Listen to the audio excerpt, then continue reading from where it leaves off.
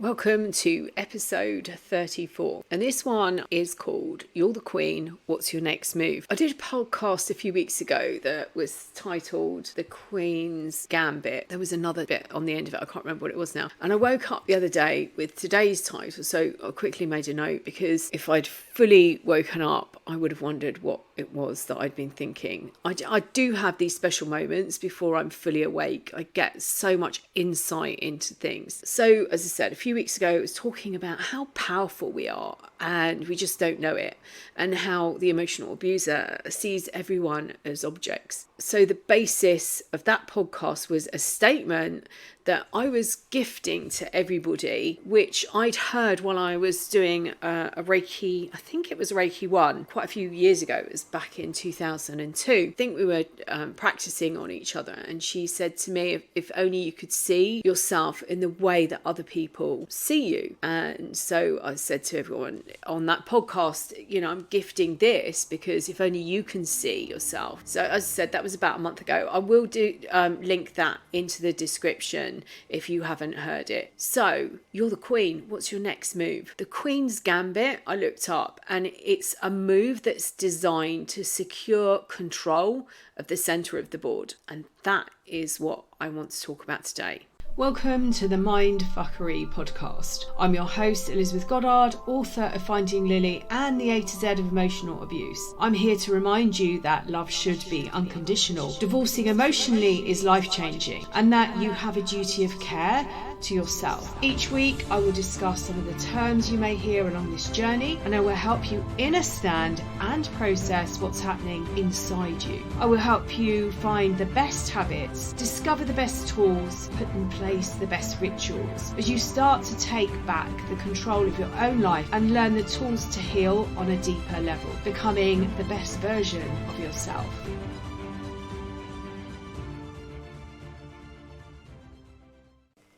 So how do you become the best version of yourself? You've been crushed.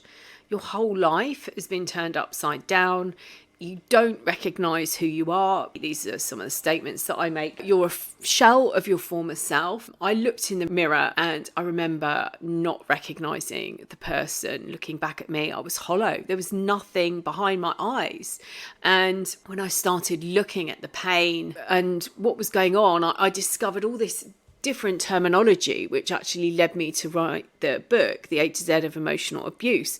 And that actually started with a little project for YouTube. And I thought, well, I'm learning all this language that words I'd never come across before, or I'd heard, but I didn't fully understand. And I put together small chunks of video and actually did this possibly around about this time back in about 4 years ago, 2018, I think it was. And I remember also recording a video because I knew that loneliness was something that I'd experienced. So I'd gone from being the centre of someone's universe to being discarded multiple times in a process of about a year.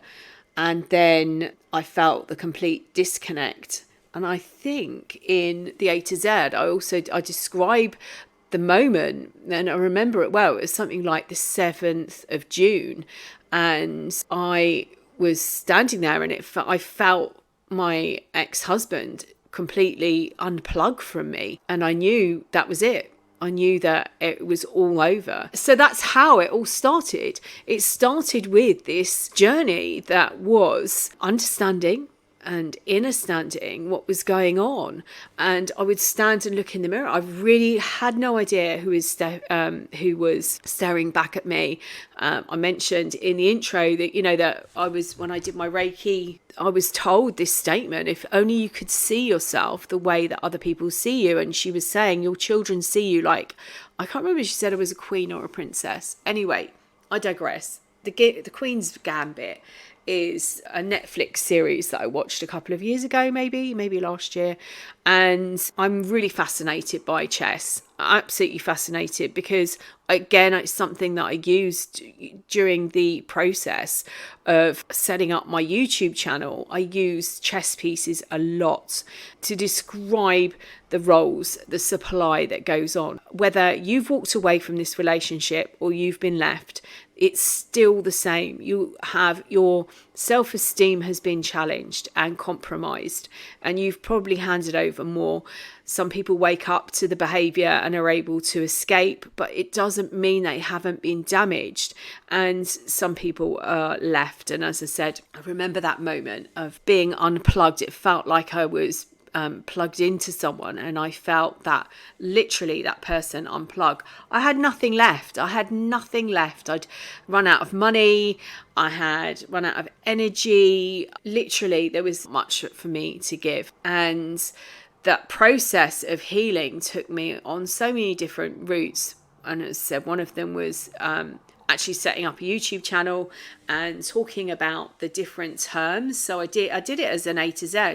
And I remember the publisher of Finding Lily contacting me and saying to me, "Oh, I hope this is going to be your next book." It had been entitled something along the lines of The Effing Pink Umbrella.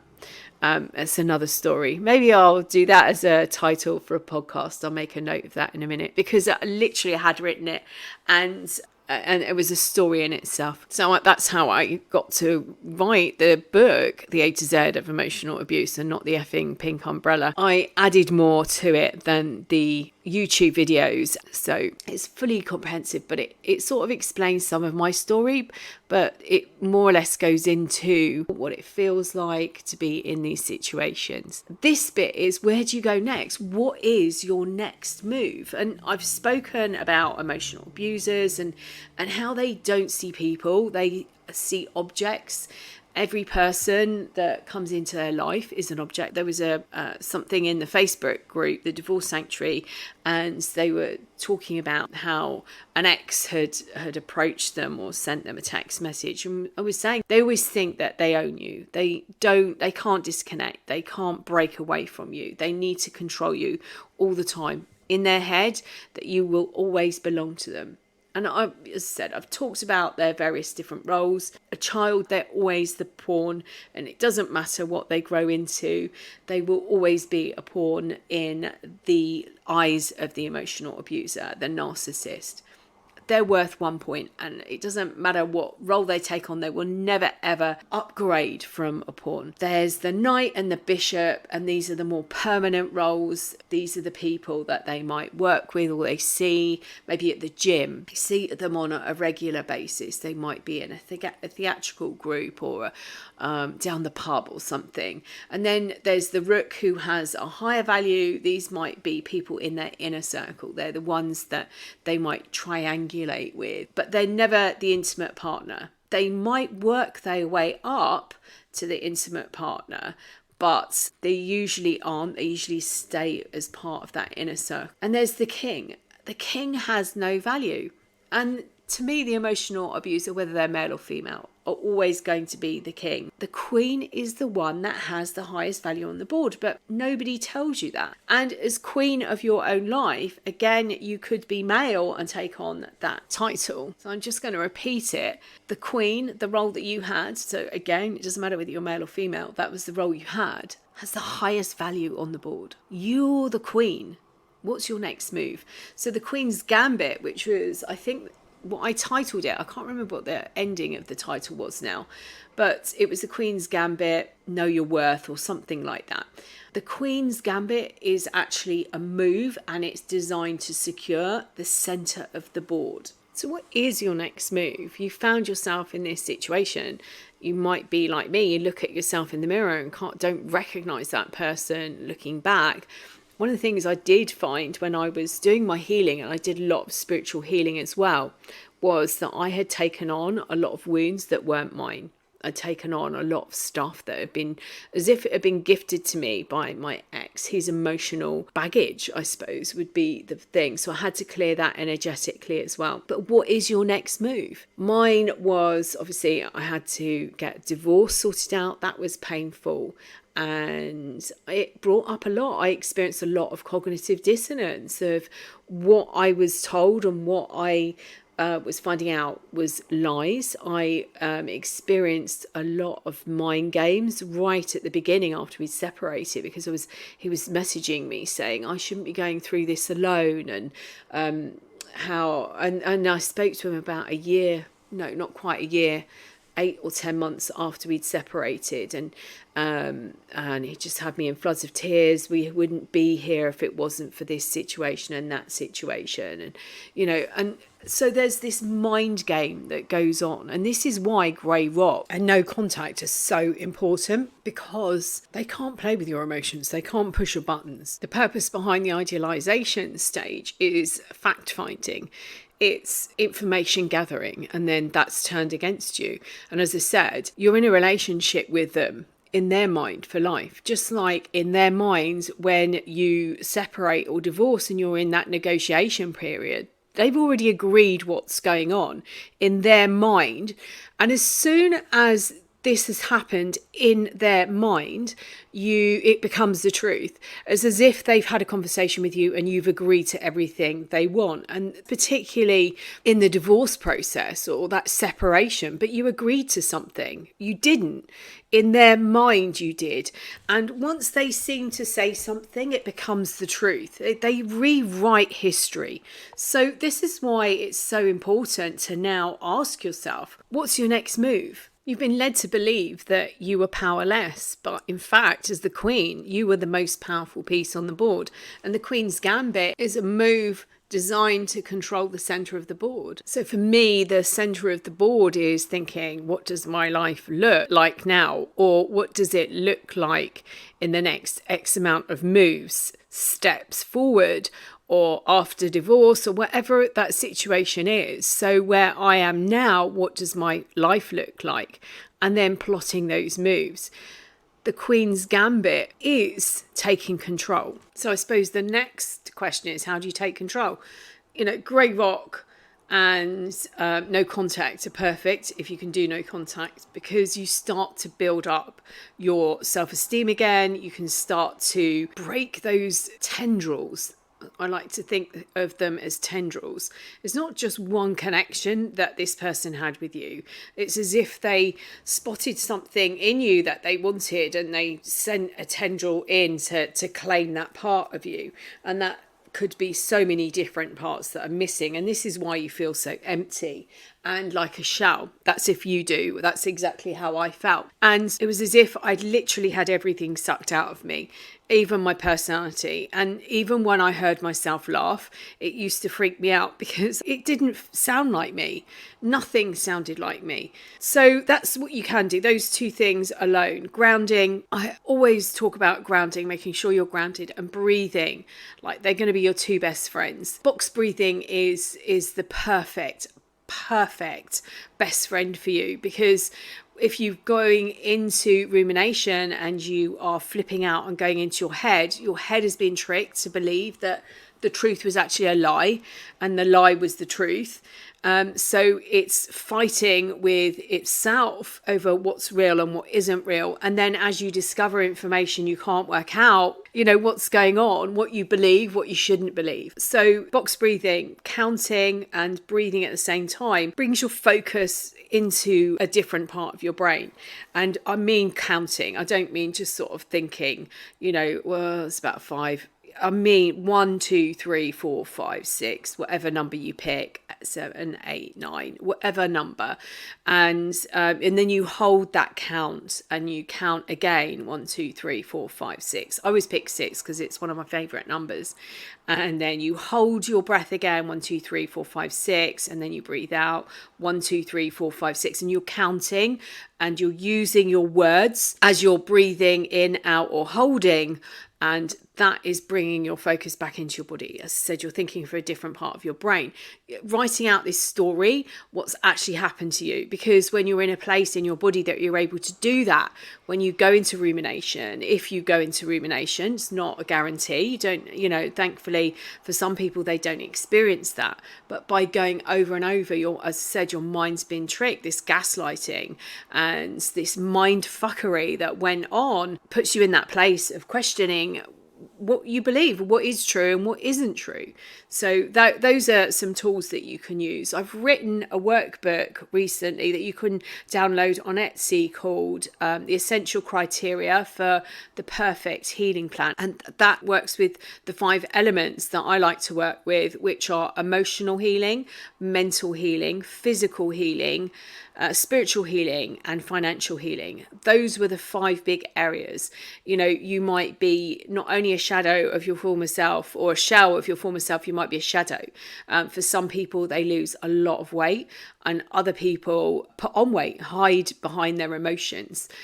Mentally and emotionally, you've been tricked, you've been convinced that your life was real when it wasn't. You might go over all these questions of, did they really love me? Was it real? These were the questions that I asked myself. And spiritually, you might find yourself questioning every element of your life because they tricked you into believing that the people that were around you and surrounding you couldn't be trusted and that they were the only person you could trust. And now you don't know who you can trust and who you can't trust. And financially, you might find you've been drained of finances. A lot of people say they find out that there's leases that have been taken out in their name. There have been loans and credit cards and debts that have been taken out, that the abuser defaults on car loans or they default on something and it ruins their credit rating. So there's all sorts of things that you might find and discover as part of this process.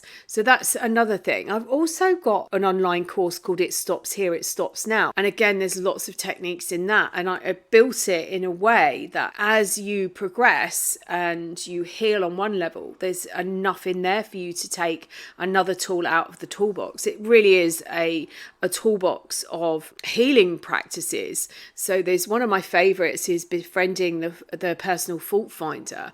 And you can use that on all levels. I can't remember now whether Ho'oponopono is in there. That came up actually. Somebody was saying today on Facebook, I saw someone that I know saying, oh my gosh, I found this practice called Ho'oponopono. And I've got that. In fact, it's in both my books, Finding Lily and The A to Z of Emotional Abuse.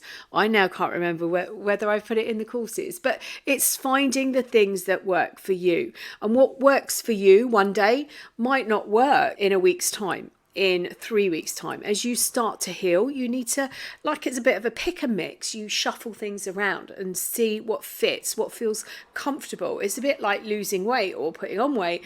You've got clothes that either hang off you or feeling a little bit tight, and all of a sudden you start to feel them and think, oh look, this fits me better. Or you might find something that fits you, and as you change shape you think, oh god, this looks awful on me now, I need to find something. And this is what I've done with all of this. Anything that I do, I try to give you, maybe I overshare, maybe I give too much, but I as much information as I can get to you, I will. And it's something that somebody said to me years and years ago. I was at a school reunion and they said, I always want to get everybody included and make sure that nobody is left out. I run the Facebook group. There's so much information in there that comes also from the people within that group. It's an amazing community. And I'll give as much as I can for free, coaching and healing techniques and ways of dealing with things.